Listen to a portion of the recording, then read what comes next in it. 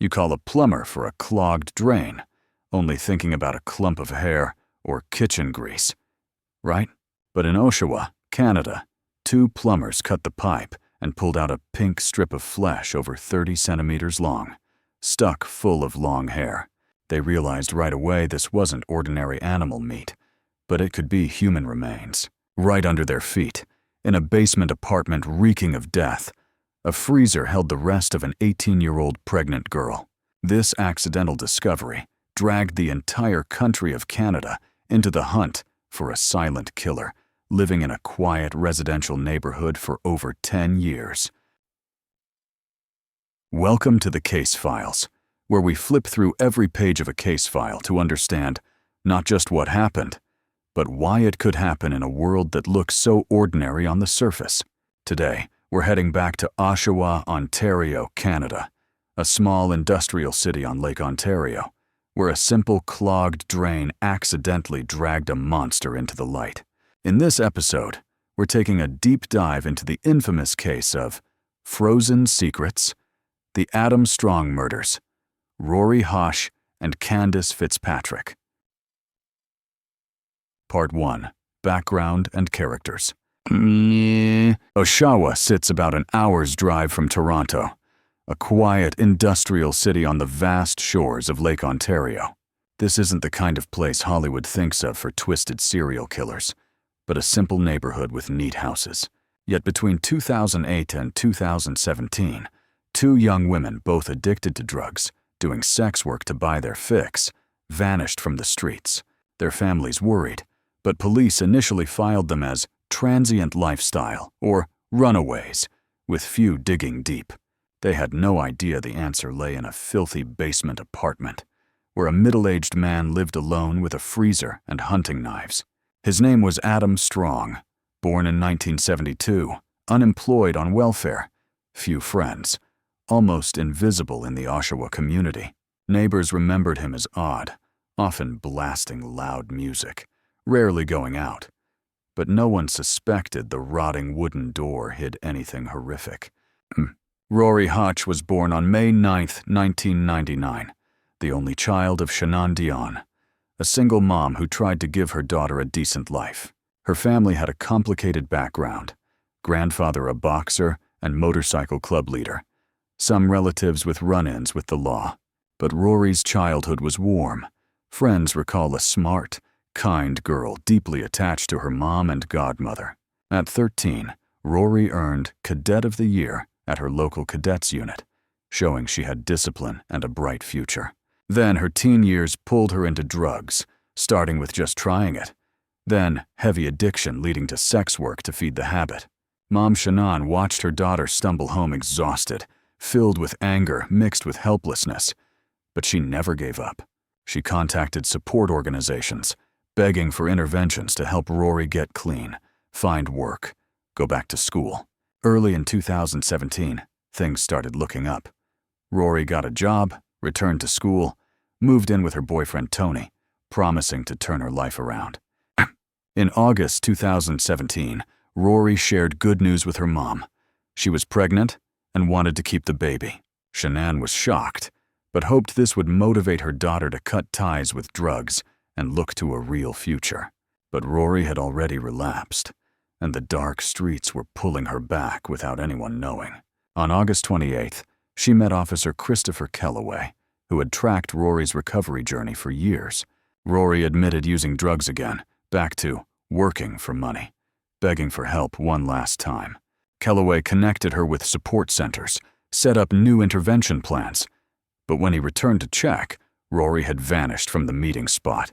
On August 29th, Shannon and a friend took Rori to the hospital for signs of mental distress, confusion, and instability. For unclear reasons, they didn't stay.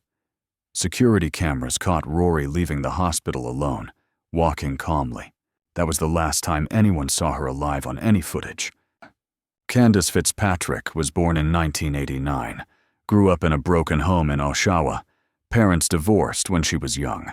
She stayed with her mom. Dad moved to Alberta. In her teens, Kandis lived transiently, using drugs, occasionally sex work, often disappearing for days, then returning. In March 2008, at age 19, Kandis left home and never came back. Dad Bill Fitzpatrick searched all over Oshawa, checking motels, shelters, drug hangouts, but found nothing. When he reported to police, he remembered their response. Missing person file not prioritized due to transient lifestyle. It wasn't until 2010 that an official report was filed, losing 2 precious years for traces to fade. No one expected Kandis's DNA to resurface over a decade later, on the blade of a hunting knife in Strong's apartment. Part 2. Unusual Signs. On September 4, 2017, Google data from Strong's phone showed him at Oshawa Harbor.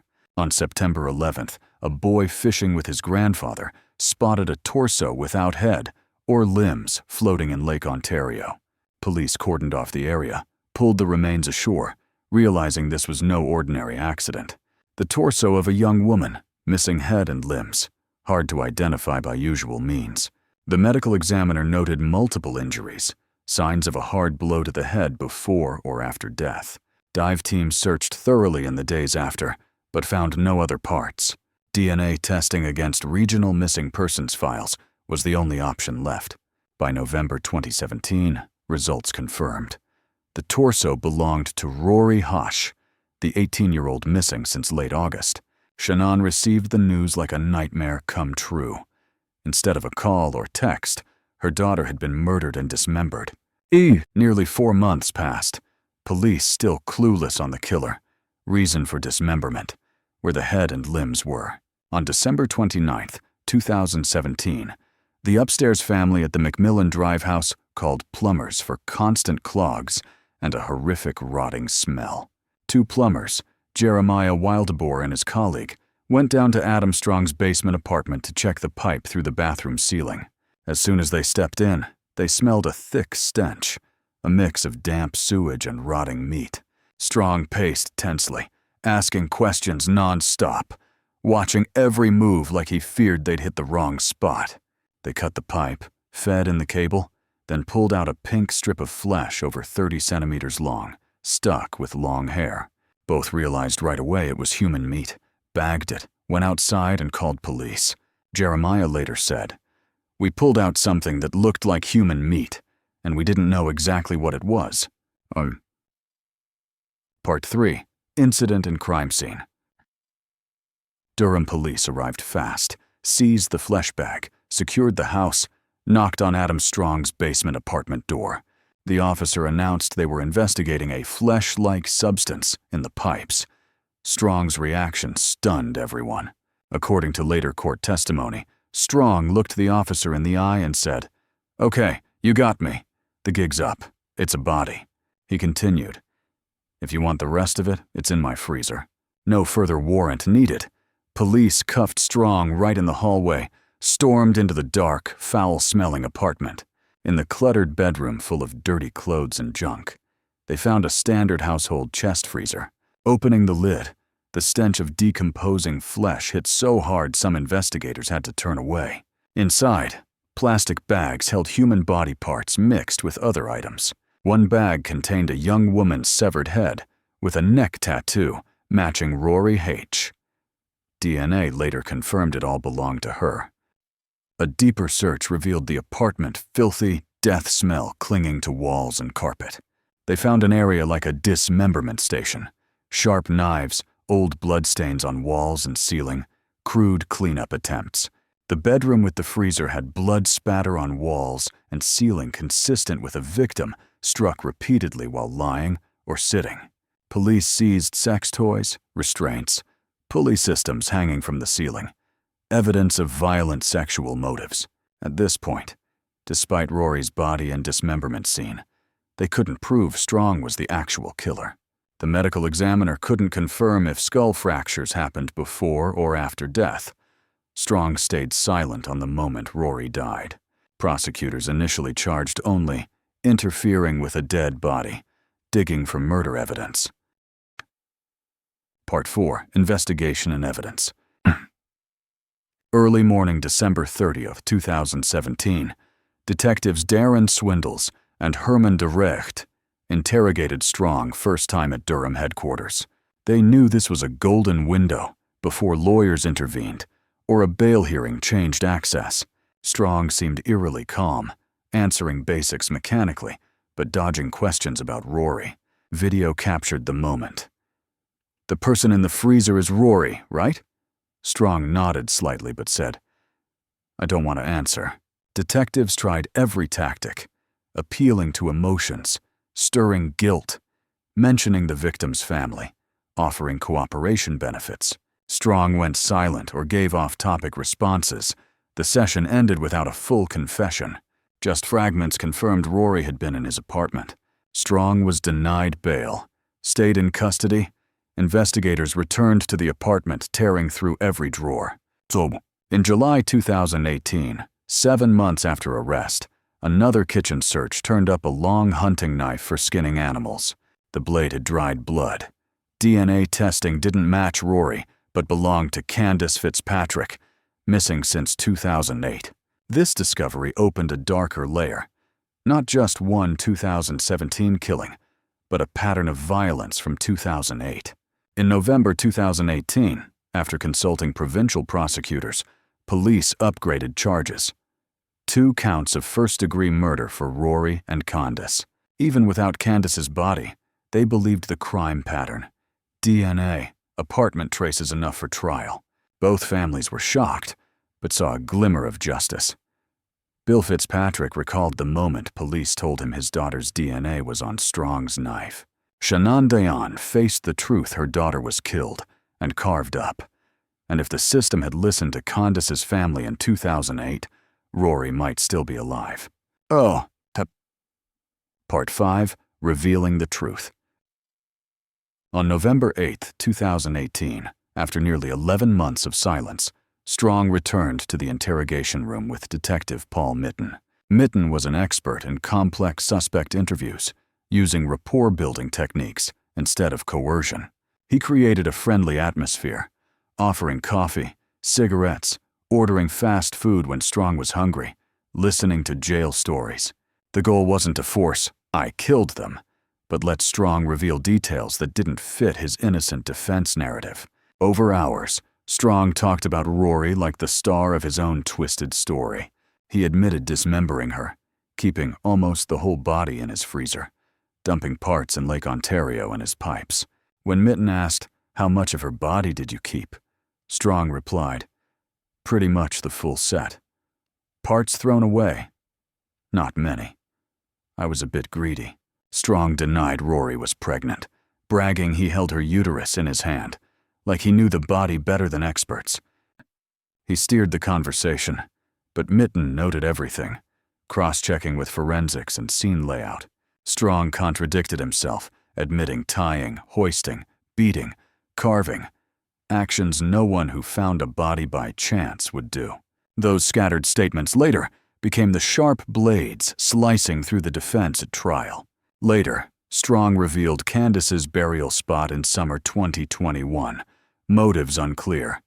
Bragging or controlling information. In November 2021, police dug near Secreto Drive and Britannia Avenue East, now a new residential area. On November 8th, they found remains in a shallow grave. In February 2022, DNA confirmed Kandis Fitzpatrick.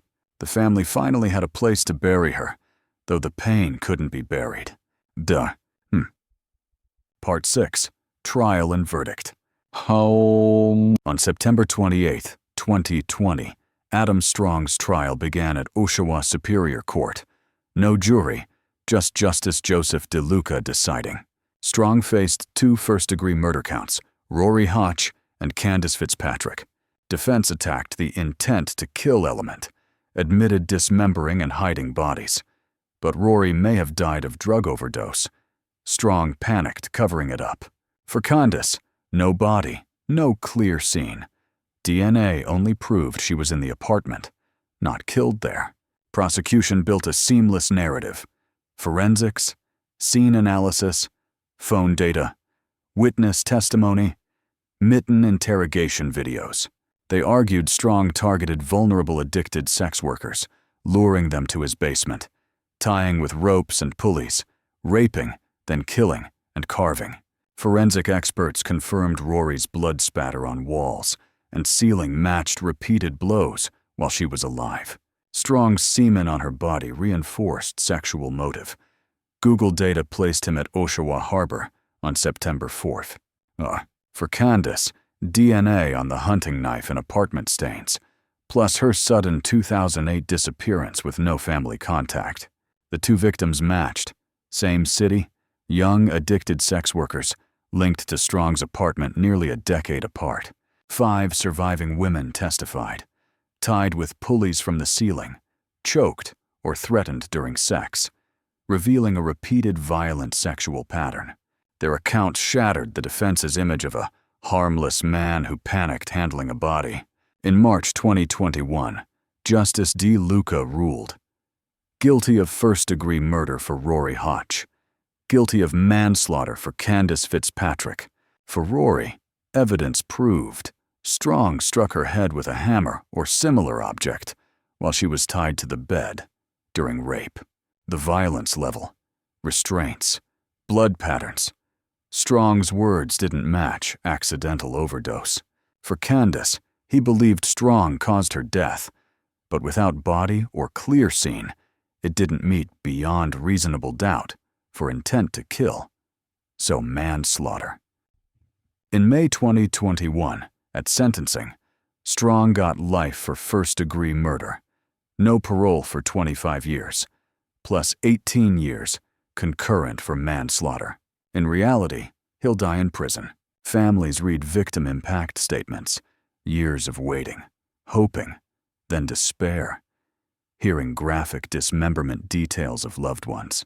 Rori's relative told Strong, "You brought darkness to everyone." Shannon via video. She won't see her daughter graduate, start a family, hold her grandchild. Kandis's dad walked out of court hearing manslaughter, but finally had his daughter's grave. Conclusion and message. The Adam Strong case isn't just about a monster carving up 2 young women in a dark basement. It reflects society's painful gaps in treating the vulnerable. Sex workers, addicts, homeless people. Kandis vanished in 2008. Family pleas dismissed, creating space for Strong to hunt for nearly a decade. Rori disappeared. Some thought she just ran off, but Mom handed out flyers, made calls, clinging to fragile hope. In the end, an ordinary incident. A clogged drain and 2 plumbers calling police unlocked the truth. In the shadows of that Oshawa apartment, Strong lived, ate, slept, played music, collected knives, while his freezer held the remains of a girl who once dreamed of rebuilding her life and welcoming a child. He shed no tears, offered no real apology, gave no full confession, but the law took his life as payment. The case reminds us, every life deserves to be heard and protected, whether addict, sex worker, or homeless. Every time we dismiss a missing person for lifestyle, we unknowingly give more time to monsters like Strong.